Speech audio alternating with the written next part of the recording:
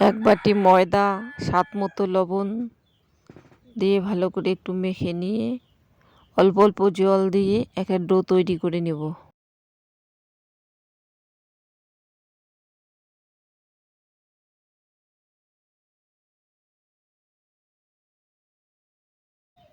মাখা হয়ে গেছে, এখন রেস্টে রেখে দেব। আর এদিকে পুরের জন্য নিয়েছি বাঁধাকপি, অর্ধেকটা গ্রেট করে নিয়েছি, গাজর, পেঁয়াজ। এটাকে লবণ দিয়ে ভালো করে একটু মেখে নেব। মেখে জলটা বের করে দেব। পুরটা বানার জন্য এদিকে একটা তাওয়াতে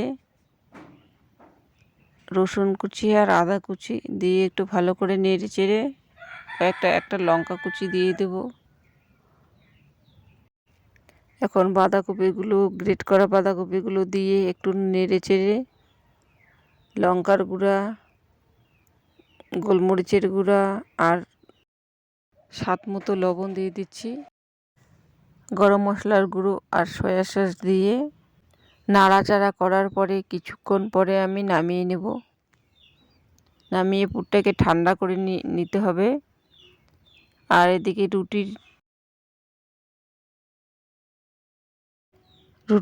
ডো থেকে ছোট ছোট করে লেচি কেটে রুটিটাকে বেলে নিতে হবে। দেখুন কতটা পাতলা রেখেছি। এভাবে পুর দিয়ে এভাবে এক পাশ থেকে এভাবে কুচি কুচি করে তারপর ওই পাশটা এনে ভালো করে লাগিয়ে দিতে হবে। দেখুন আমার একটা বানা হয়ে গেছে। একই রকম করে সবগুলো বানিয়ে নিতে হবে।